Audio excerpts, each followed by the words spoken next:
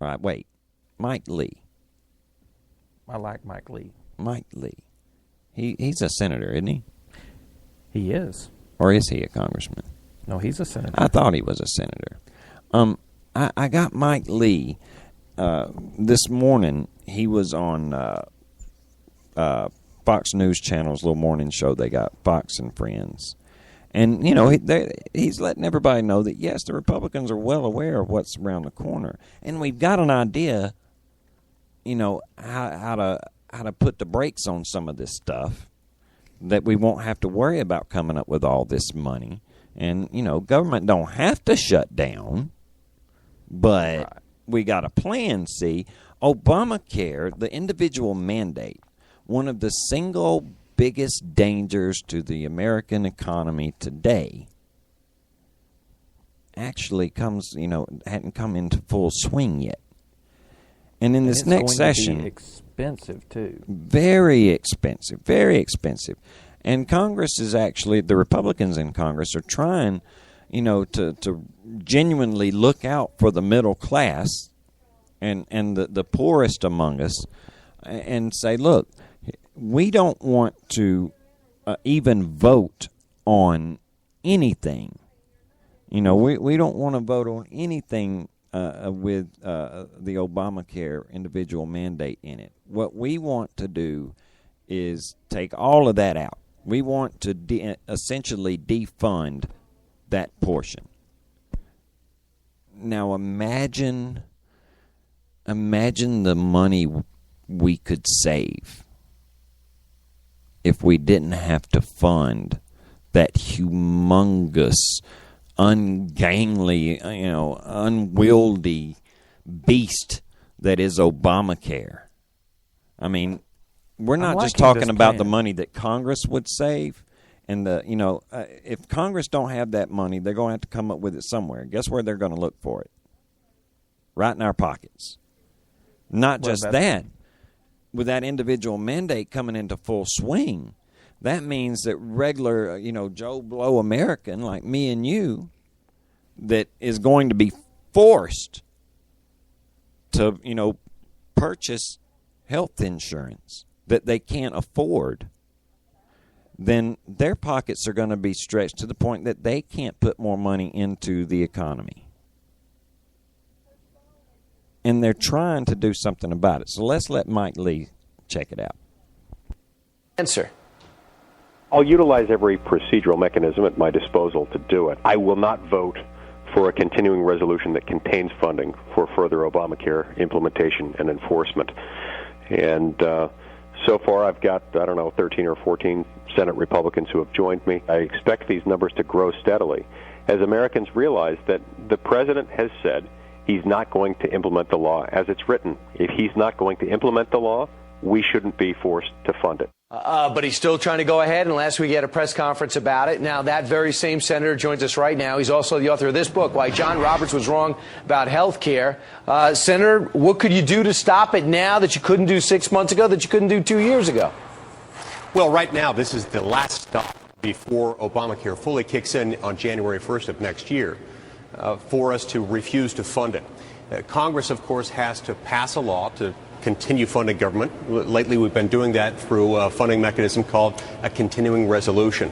If Republicans in both houses simply refuse to vote for any continuing resolution that contains further funding for further enforcement of Obamacare, we can stop it. We can stop the individual mandate from going into effect. Well, let's look at this. Right now, there are some popular things, as you know, with Obamacare. A lot of people are pleased that if you're a kid that can't get a job, if you have a kid that can't get a job until 26, he could stay on your plan. And we know about the pre-existing conditions. Do you risk some backlash if you end up just choking it? Perhaps we could if that happened, but remember, the way we've worded this is we're talking about further enforcement and implementation of Obamacare. So we're not talking about those things. We're talking about those that haven't kicked in yet. We're talking about the individual mandate, the exchanges, the exchange subsidies, and so forth. That's what Americans are afraid of. That's what's causing premiums to skyrocket, and that's what we've got to stop through this effort of don't fund it. Well, I mean, if you think if left alone, America will really grow distasteful of Obamacare, but it is your belief they can't be able to be stopped. So if the rate starts doubling, if the doctors start dropping out like they say they will that be enough to stop it? Will the implementation be enough of a turnoff to save you a lot of trouble? Well, yes. If we don't fund it and these things don't kick in, that's going to prevent a lot of those bad things from happening. The important part is that we not allow those things to kick in, because that's what's causing a lot of people to lose their health coverage. The president promised us a few years ago that people could keep their doctors if they liked their doctors, that they could keep their current health plan if they liked it. Now we're being told that may be the case, but it might not. You see, we already knew that Obamacare was going to be unaffordable. Now we know that it's going to be unfair as well, because the president's rewriting it, not just once, but twice. By telling us that he's not going to enforce the employer mandate, but he's going to leave individuals on the hook, hardworking Americans who can't afford lobbyists to get to him at the White House. He's also told us that he's not going to enforce those provisions that require people to provide documentation of their income in order to support their claim to eligibility for subsidies on the exchanges. All right, and you say that you've talked to Republicans, and 13 or 14 have already said, I'm with you on this? Yes, and the number is growing. We expect to get more people signing on this week. There's a parallel effort going on in the House. Right. This movement is going to continue to build, because the American people understand the president's not following the law. The American people shouldn't be required to fund it. All right, Senator Mike Lee, thanks so much. Good luck. There was a concept. Well, The president's not following the law, so therefore the people shouldn't fund it. Interesting. Sounds like a perfectly logical American and idea? rational American? argument. Yeah. Sounds like an American idea Yeah. to me. Yeah. And look. Because are we a nation of men, Marty? Oh, we Or used are we to. a nation of laws? We are a nation of laws. And it's hard to find real men anymore in this country. We've got plenty of laws. That we know. Well, look, dude, we are a nation of laws. A lot of laws. Some would say way too many. But look, let's look at this a little deeper here. Where would the government shutdown come in? Because you hear Jay Carney talking about the flirtation. We're flirting with this idea, of having to shut the government down. Why would we have to shut the government down? Because of the effort to block this individual mandate. Now, is the threat to shut down the government coming from the Republican Party or the Republican representation in either house? Is that where that threat comes from? Is it the Republicans saying we want to shut the government down, or that we're going to shut the government down? Is that what they're? Is that what they were? Is that what Mike Lee was calling for? No, you know what that sounded like to me? What?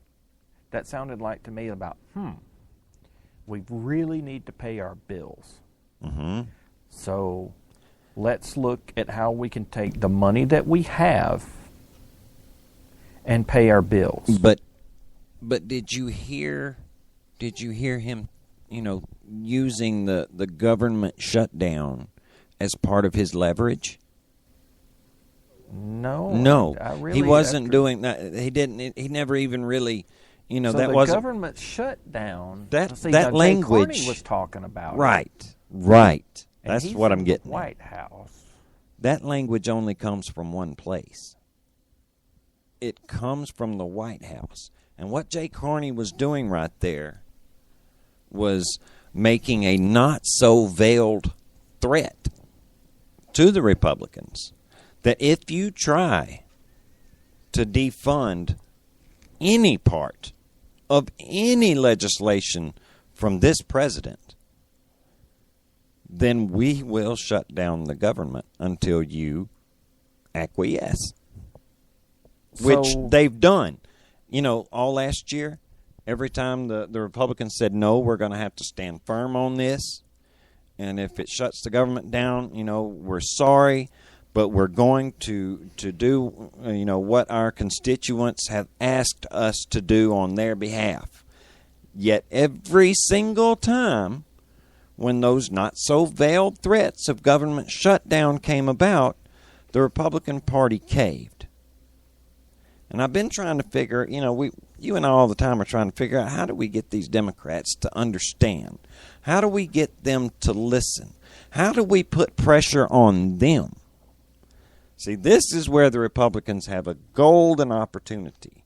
As scary a possibility as it is for the government to shut down, wait a minute. I just said that. Okay, a scary possibility for government shutdown. Wait, who fears government shutdown the most? Government workers? People who work for the civil government. servants? Yeah. Now, we've also talked a lot about how in our particular state of Alabama, most of our jobs are government jobs, civil service jobs, right? Right. Because we got a boatload of government contracts in this state. Boatloads. Too many, as a matter of fact. You know why the Republicans kept caving? Because of pressure they felt from their constituents. Those government employees that kept saying, we don't want to shut down. Well, see, now that those same government employees are finding out just how much all of this stuff's going to be costing, I've been hearing a lot of people that I know that work for the government saying, look, we already furloughed because of sequestration. Seems to me that the only way we're going to get this through is if we stop paying for some of this stuff. I've heard plenty of people that work for the government that are like, what difference does it make? I ain't going to have a job in a month anyway. Well, dude, I talk to people every day. I'm out in the public on my day job. And I talk to people every day that are furloughed. And they say shut it down, don't they? Well, I haven't actually talked about shutting down the government with these folks. But what we have talked about is what effect the furlough has had on them. The furloughs, it's not that they're not having an impact, but it hasn't changed the resolve of these people to bring. They want to see a big change. They do not want this Obamacare thing. They don't want it. It's scaring even them. It's going to hurt them too. They do pay taxes. These same people pay taxes too. And they don't get the exemptions. They don't get the exemptions that Congress and the Senate do. Well, keep in mind, and we saw this in 2012, dude, this is a red state. These same people who are working for the government, who are depending on government contracts, et cetera, in the state of Alabama, they overwhelmingly voted for Romney in 2012. I just don't think their resolve is to see America go back to a small government type of country is still there. So the leverage that the White House thinks it has in red states isn't necessarily the leverage they think it is. Or it's not the same. It's not the amount of leverage that they had. That's you know right. what I'm saying? They right. had it last year. They used it very effectively. They've been, every time this little issue has come up, the Democrats have applied this pressure with the Republicans' own constituency. And let's not forget, it came out today that our Democrat president only has a 41% approval rating. There was a time the leverage. There was a time when his approval rating was 60%. Walks on water. Now all of a sudden his name is starting to become mud. More and more of his lies have been exposed. He's less popular than George Zimmerman. They passed it. They passed Obamacare, and now people have read it. And worse than people having read it is people having experienced Obamacare. And then the threat of the individual mandate, where a lot of these Republican families and Democrat families are looking at their bank accounts and figuring out how much this is going to cost because my job won't let me even be full-time anymore. And let